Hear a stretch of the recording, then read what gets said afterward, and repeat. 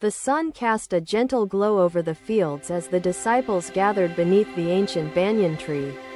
Buddha sat cross-legged, his serene presence calming the restless hearts of those around him. A man approached, his face lined with worry, and bowed deeply before speaking. "Master, my thoughts weigh me down," the man said, his voice heavy with despair. "I cannot find peace, no matter where I turn." Buddha nodded, gesturing for the man to sit.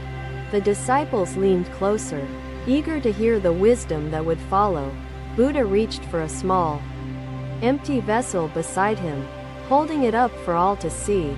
"This vessel," he began, "is your mind, empty and ready to be filled. Yet, what you choose to fill it with matters greatly." He poured a handful of dry sand into the vessel, shaking it gently. "Worries and fears are like this sand," he explained. "They seem light at first, but over time, their weight becomes unbearable." The man watched, his eyes fixed on the vessel as Buddha added a few stones to it.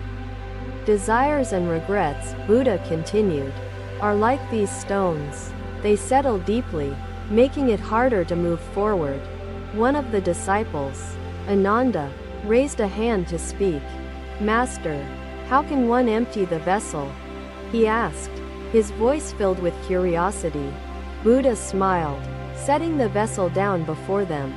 "Imagine carrying this vessel everywhere," he said, his tone gentle but firm. "Its weight would grow heavier with each step. To empty it, one must first set it down." The man nodded, a flicker of understanding crossing his face. Buddha then recounted the story of a farmer burdened by his possessions. He clung to every tool, every seed, fearing loss, Buddha said. Yet, his fear only multiplied his suffering. The disciples listened intently as Buddha described how the farmer, one day, chose to give away half his belongings. In doing so, Buddha said, he found joy not in what he owned, but in the freedom he gained. The man lowered his head, his voice trembling as he spoke. "Master, I fear letting go will leave me with nothing."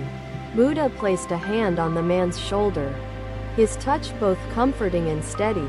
"Letting go," Buddha said, "is not about losing, but about creating space for clarity and peace. When you release burdens, you make room for what truly matters." He gestured toward the horizon, where the sun now dipped low, painting the sky in hues of orange and gold. "The sun does not cling to the day," Buddha said. "It lets go, trusting that it will rise again." The man wiped away a tear, his expression softening as he absorbed the words. "Master, how do I begin?" he asked. Buddha pointed to the vessel still resting on the ground. "Begin by setting down one burden at a time," he said. "Start with the smallest, and trust the process." Ananda, who had been quietly reflecting, spoke once more. "Master, is there a way to know which burdens to release first?" Buddha nodded, his gaze warm as he answered. "Begin with that which serves no purpose," he said. "Identify what clutters your mind without bringing joy or growth." The disciples murmured among themselves, considering their own burdens as Buddha continued. "When you let go of what no longer serves you," he said, "you discover the strength to carry what truly does." The man smiled for the first time, a glimmer of hope shining in his eyes. "Thank you, Master," he said, bowing deeply. "I will begin today, one step at a time." Buddha rose, his robes flowing like water as he moved. He placed the vessel back beneath the tree, leaving it empty. "Remember," he said, "an empty vessel is not a void, but a potential. Fill it wisely." The disciples bowed as Buddha walked away, the lesson etching itself into their hearts. They sat in silence, the weight of their own thoughts gradually lifting as they embraced the teachings. The man who had spoken earlier remained by the tree, his breathing steady and his mind clearer than before. One by one, the disciples departed, each carrying with them the wisdom of release. As night fell, the banyan tree stood tall and silent, its branches sheltering the empty vessel below. The air was still, and for the first time in years, so was the man's heart. Another day began under the canopy of the endless sky. Buddha and his disciples walked towards the serene mountain lake.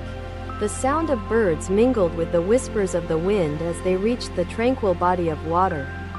Buddha paused, his gaze fixed on the lake's surface, which reflected the towering peaks and the boundless blue above. "Observe this lake," Buddha spoke gently, his voice carrying the wisdom that calmed their restless minds like still water. "This lake reveals the sky's beauty because it remains undisturbed, its surface unbroken by ripples or waves." One of the disciples leaned forward, captivated by the mirror-like clarity of the water that stretched before their eyes. "Master, what does the lake teach us about ourselves?" a disciple asked, his voice filled with earnest curiosity. Buddha dipped a branch into the water, creating ripples that distorted the reflection of the sky and the surrounding trees. "When the mind stirs with desires, distractions, and fears, it loses its clarity, just as this water becomes distorted." The disciples watched as the ripples faded, and the lake gradually returned to its pristine, undisturbed state. "True wisdom and happiness," Buddha explained, "can only emerge when the mind achieves stillness and frees itself from chaos." Buddha shared the tale of a prince who searched for peace in wealth and power, only to find despair. After losing his kingdom, the prince gazed into a still pool, where the truth finally revealed itself to him. The disciples nodded, understanding that the pursuit of external pleasures often clouds the mind, obscuring its inner peace. A young disciple stepped forward, his heart heavy with questions.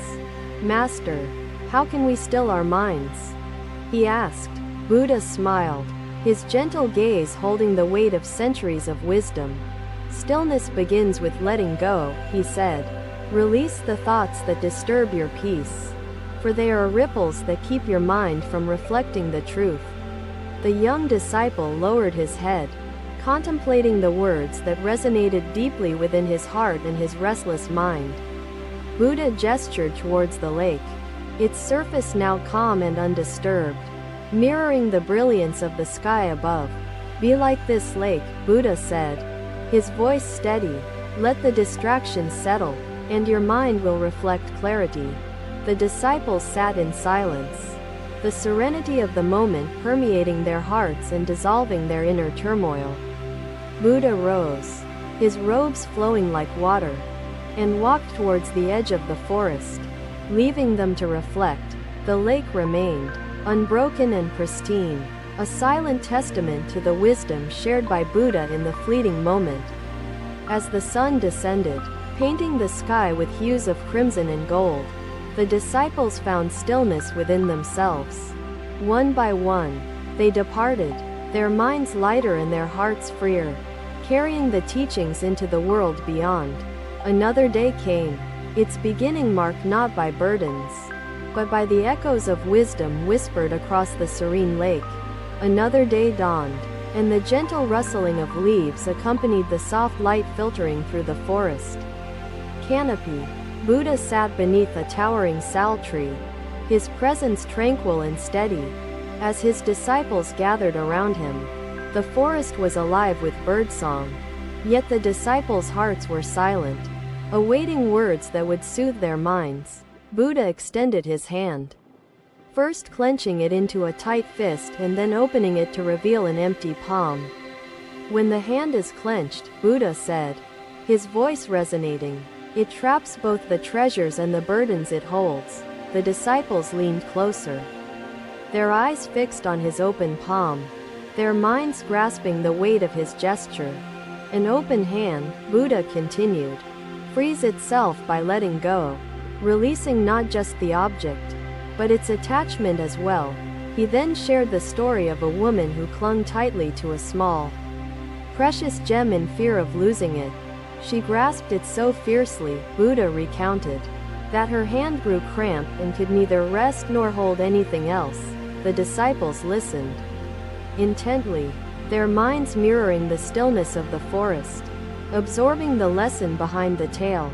Her possession, Buddha said, his voice tender yet firm, became her prison, and her grasping only deepened her suffering. A disciple named Tissa spoke hesitantly. Master, is it wrong to cherish what we hold dear?